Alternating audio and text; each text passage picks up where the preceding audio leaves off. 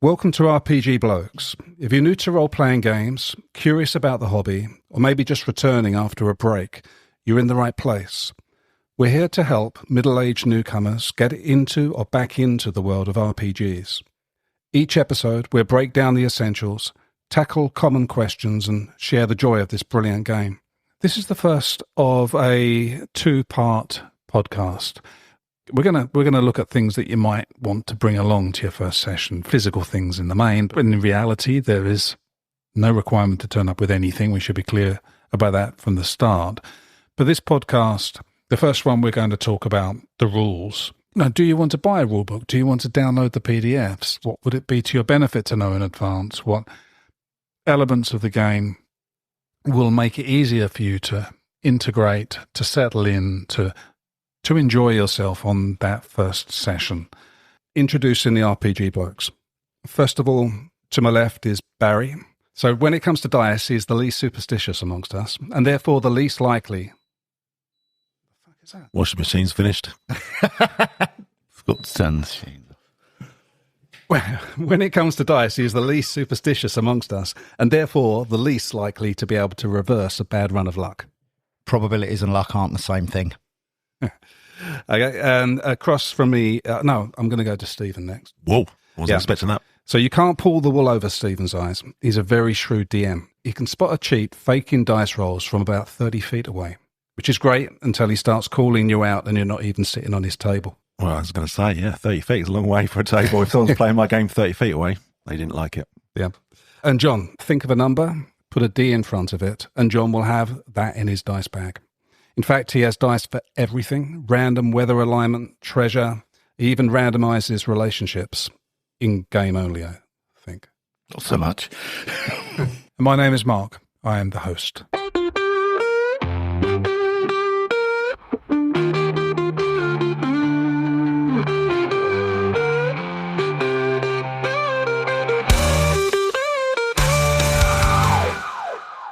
With everything, I suppose, the first thing is the rules of the game and rule books, PDFs or physical books. We know that you can turn up without having any of these. You can get straight into the game and rely upon what other people have. But what would you consider to be the merits of a new player buying, say, the player's handbook before they come along, if it was Dungeons & Dragons games, the main rules, or at least browsing a PDF or getting familiar with the rules before they turn up?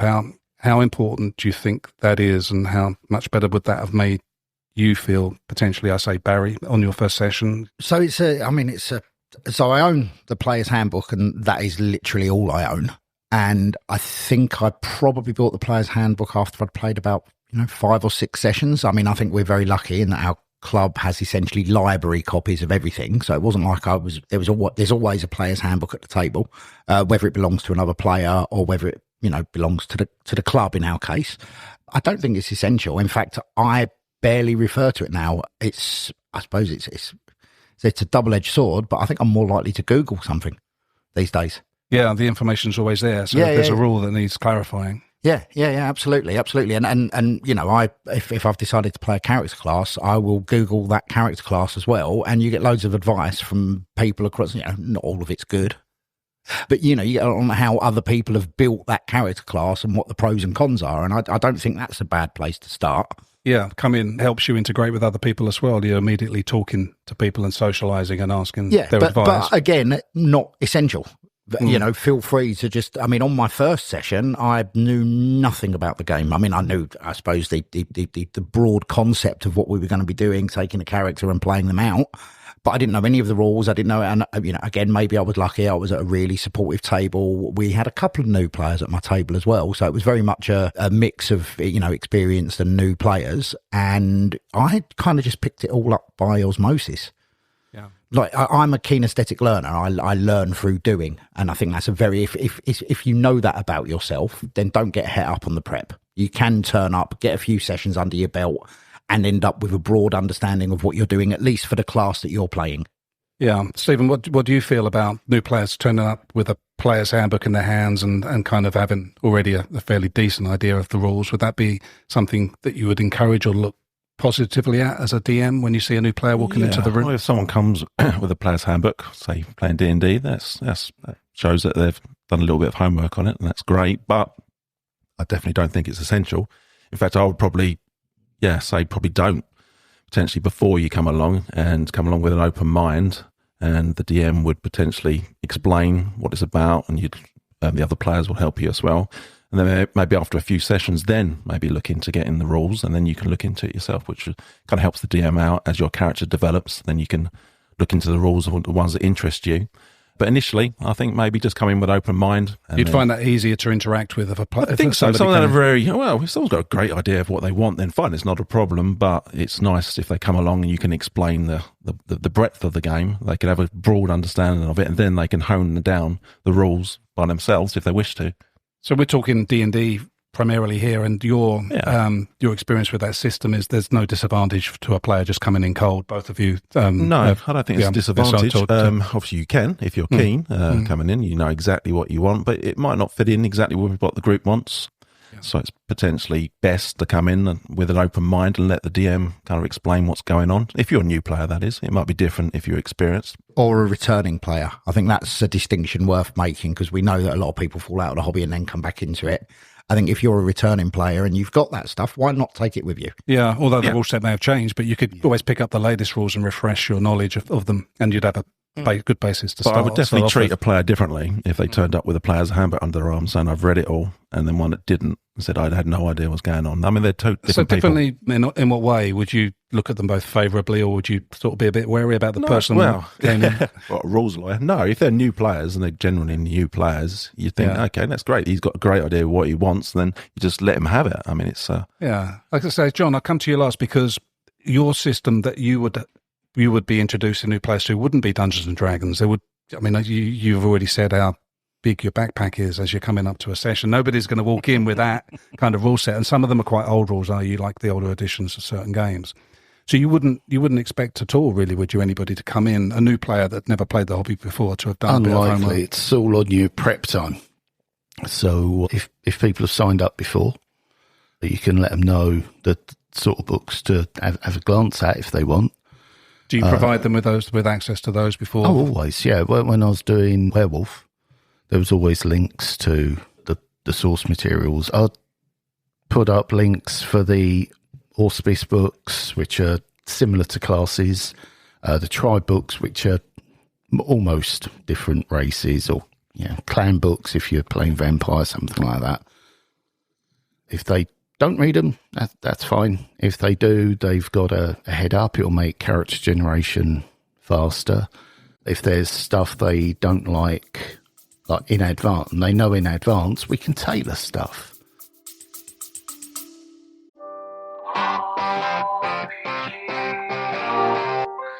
Check out RPG Blokes Plus. It's our premium service where we give you the opportunity to help pay our bills. And we'll guarantee you an episode every week, exclusive live plays and interviews. And that's got to be worth £3 of anyone's money. RPG Blokes Plus. Regular episodes for a regular you. Yeah, so you see it as quite an advantage for somebody to have done a little bit of work before they hit that kind of gaming session, which... I don't know, you've played D&D, so would you apply that yourself as a DM to a player if you were running Dungeons & Dragons? Do you see the difference between maybe a more complex, more involved, independent role-playing game to Dungeons & Dragons where you've got the player's handbook? You could just come along with the players, can't you? And that kind of covers all your bases as far as... So much depends. If it's a new ref, they've got a whole different set of challenges. It might be the first time anyone's played the game at all. Amongst the group that they're entering. This looks cool. We've seen this on YouTube, Critical Role's the main, and they want to give it a go.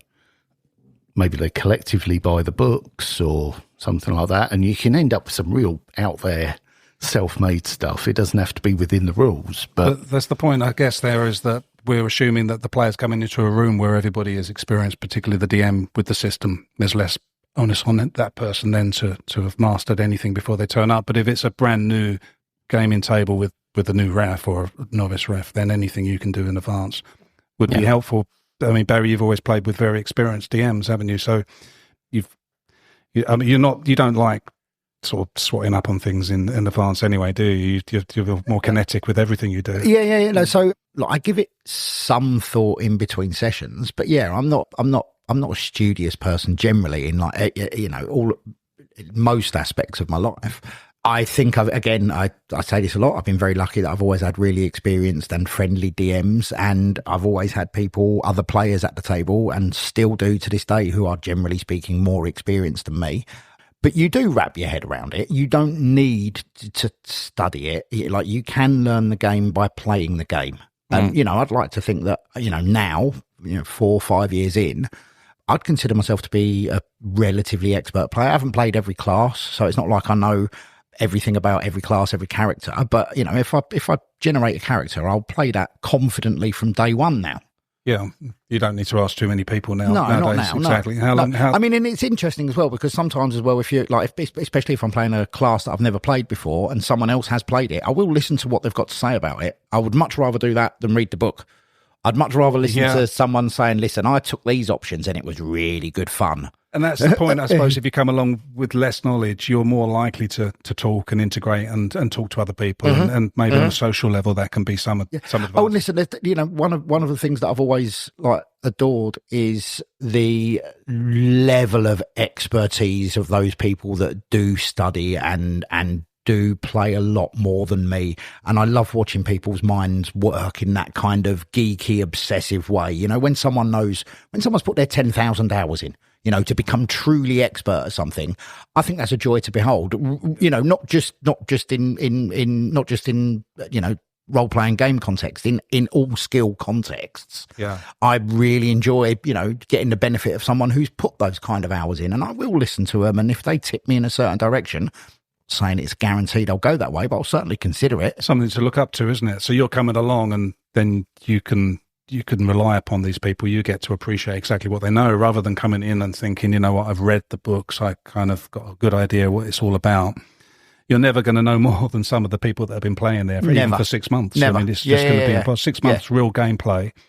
Yeah, is it? And it really, that's what you pick up from that. Yeah, beyond what you can read. And I think the thing as well is we've talked about the community aspect of it as well, and we are lucky in the sense that our club is particularly community orientated. People want you to have a good time. People want you to enjoy the hobby, and people will do everything they can to help you enjoy the hobby. Yeah. Including but not limited to helping you out with the rules, pointing you in the direction of sensible ways to build your character. I mean, sometimes I quite like building a character stupidly, but that's, for the experience of playing a kind of underpowered character, I think that can be quite good fun. But if you want to get the glory out of it, which, when we're role playing, I think there is an element of that. We want the vicarious glory.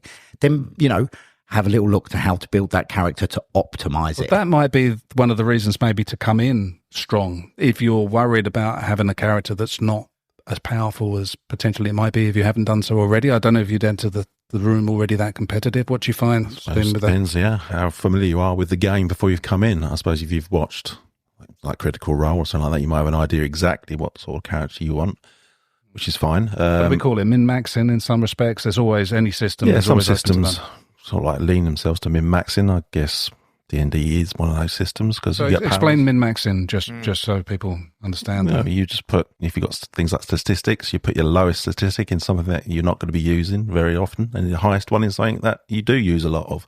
You apply that to everything. And everything, So if you just put minimum in something you're never going to use and put maximum in something you definitely are going to use, then just choose all the things that, that's sort of like a complement to that in your character. But that's... If you saw a new player coming in and doing that, I wouldn't look positively at that personally. Well, some systems definitely it breaks them, but others I don't think it does in D&D so much, because they've kind of equalised a lot of that system into everyone's pretty similar. No matter what you choose, you can't really go far wrong with your choices in that.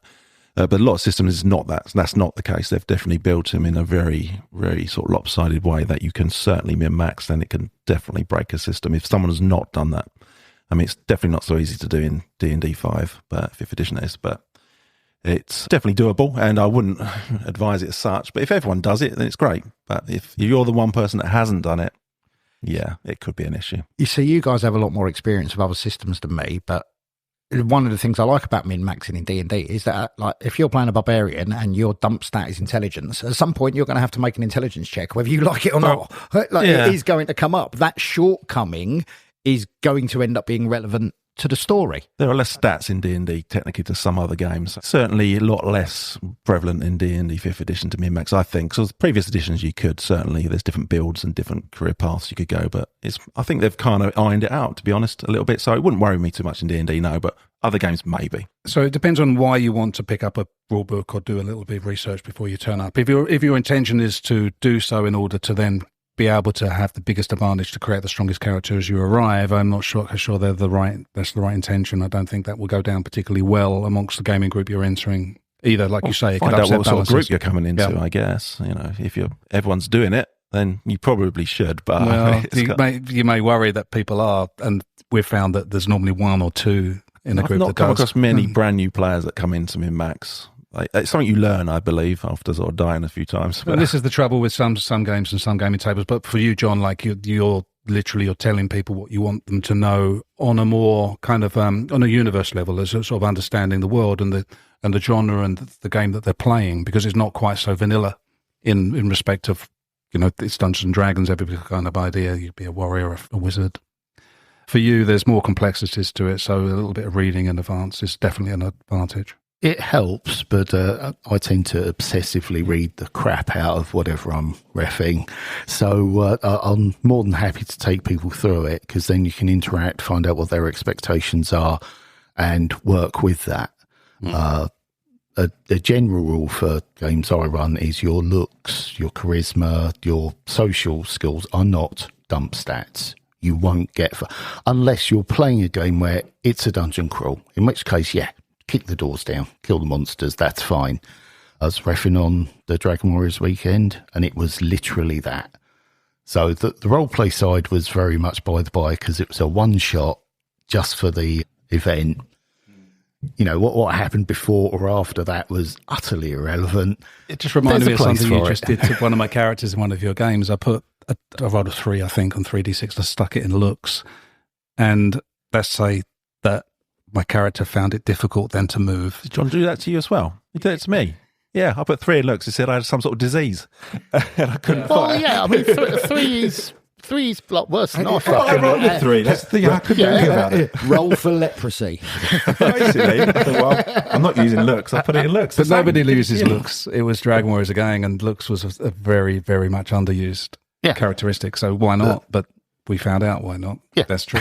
So keeping with you, John, as well, the rules, one thing, background knowledge and buying certain material and coming in sort of having read a certain amount on the world itself and the genre itself. Do you see that as an advantage? I mean, that's not worrying about the rules. That's just saying, I want to know a bit more about the world I'm about to enter and about, it might be Forgotten Realms in terms of Dungeons and Dragons, or as you've explained with the werewolf clans. Yeah, so it's a whole backdrop that you don't tend to get so much in D&D and the fantasy stuff. So reading up a little bit in advance, specifically with things that you've asked them to do as far as links are concerned, is going to really help kickstart their experience on your table within those games. And these are different types of games, but quite easily you could end up finding yourself playing one of these. I mean, we have options to play these games in our own community.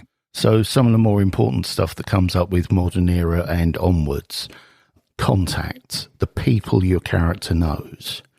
It's not just the bloke down the potion shop, but some of them become as important to the story as the players themselves.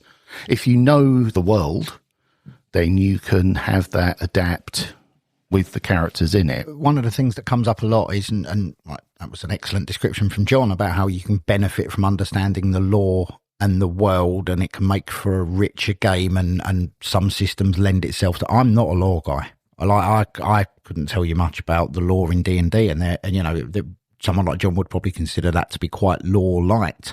Obviously, it's different for different systems. I would caveat that completely. But the little bit of lore that I do know, I've also picked up by osmosis from just playing the game.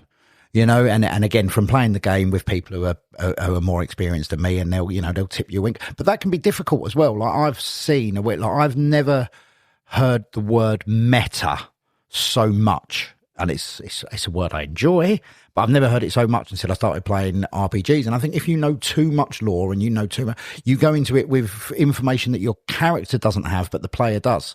And I think that's a real risk for DMs when DMs are playing. Because DMs, you know, you'll come up against a creature and it's going to be combat, and I'm going to use this because it's the most obvious example. Straight away, that DM goes, well, that's probably got, 60 to 80 hit points. But the character doesn't know that. And it's really hard. I think it takes a really good role player to not use that inside information. Oh, they're going to have resistance to bludgeoning, so I'm going to get my dagger out. And you're like, no, but your character doesn't know that. You've got to let your character... So I think it can, if you've got someone who can't separate their character from themselves, it can actually be problematic knowing too much about the game. Yeah, so it might be to your advantage not to know anything. Yeah, if you're absolutely, a new player. absolutely. Yeah. You want your character to learn those things rather than you go into it as a player already knowing them. And maybe it's because I'm a bit lazy, but that has also worked for me. You're right. When I was first started playing Vampire, I never read anything other than what my character would have encountered or known.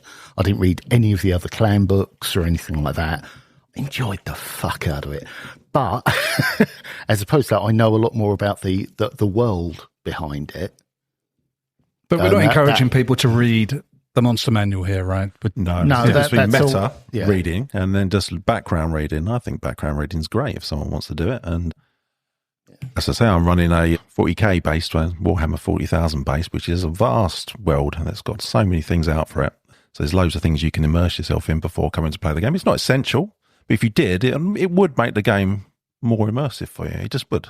yeah, you'd get more out of the game, you're pretty sure. It would, yeah, but it's not necessary. You will pick it up, like Barry says. You will pick it up by osmosis, but if you want to have a little... so a lot of information that you can read. One of your players recommended a series of books to another, I noticed, on your community channel for the game.